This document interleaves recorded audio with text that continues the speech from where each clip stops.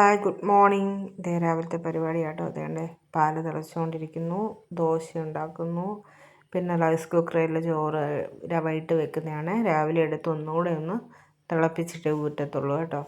അപ്പോൾ എന്തേണ്ട ദോശ മോക്കാണ്, അവൾക്ക് ദോശ മതി എന്ന് പറഞ്ഞപ്പോൾ അവൾക്ക് ദോശ ഉണ്ടാക്കുവാണ്.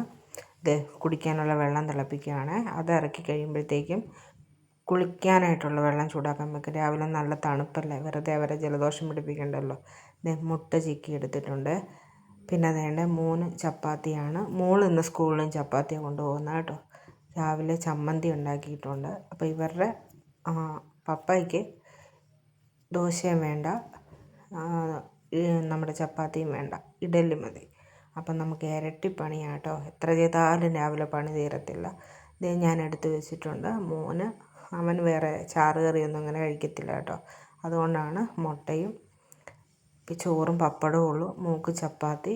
അവളെങ്ങാണ്ട് സ്കൂളിൽ ചെന്നപ്പോൾ ആരാണ്ട ചപ്പാത്തിയും മുട്ട ചിക്കിയതും പിന്നെ സോസും കൂടെ കൊണ്ടുവന്നു എന്ന് പറഞ്ഞു. അത് കഴിച്ചപ്പോൾ ഭയങ്കര ടേസ്റ്റായിരുന്നു. എനിക്കിന്ന് അങ്ങനെ മതിയെന്നും പറഞ്ഞ് വാശി പിടിച്ചിട്ടാണ് അങ്ങനെ ഉണ്ടാക്കി കൊടുത്തേക്കുന്നത്.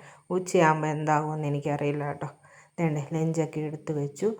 7:25 പെട്ടെന്ന് തന്നെ പിള്ളേരെയും വിളിച്ചുകൊണ്ട് ഇറങ്ങി കേട്ടോ. കുറച്ച് മുകളിലേക്ക് കയറി നിൽക്കണം, അപ്പോഴേ ബസ് വരത്തുള്ളേ.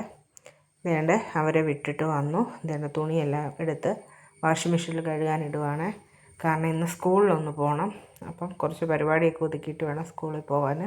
ഫീസ് അടയ്ക്കേണ്ട ഡേറ്റ് 5-ാം തീയതിയാണ് ലാസ്റ്റ് ഡേറ്റ്. അപ്പം ഇന്ന് പോയി അടയ്ക്കണം, അതിനുള്ള പരിപാടിയാണ്. അത് കഴിഞ്ഞപ്പോഴത്തേക്കും ഞാൻ കഴിക്കാനെടുത്തു. ഞാൻ ഇഡലി എടുത്ത് ഇഡലിയും ഒരു മുട്ടയും കൂടെ വറുത്തെടുത്ത് കഴിക്കുക കേട്ടോ. അപ്പം നമ്മൾ രാവിലെ നമുക്കൊന്നിനും സമയം തികയത്തില്ല, ഓട്ടപ്പാച്ചില്ല. അപ്പം നിങ്ങളെങ്ങനെയാണെന്ന് കമൻറ്റ് ചെയ്യണം കേട്ടോ, എന്നെ പോലെയാണോ എന്ന്.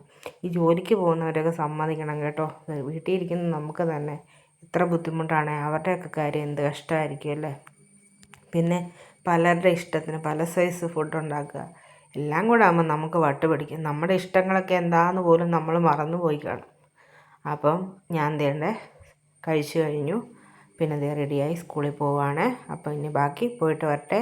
ബൈ.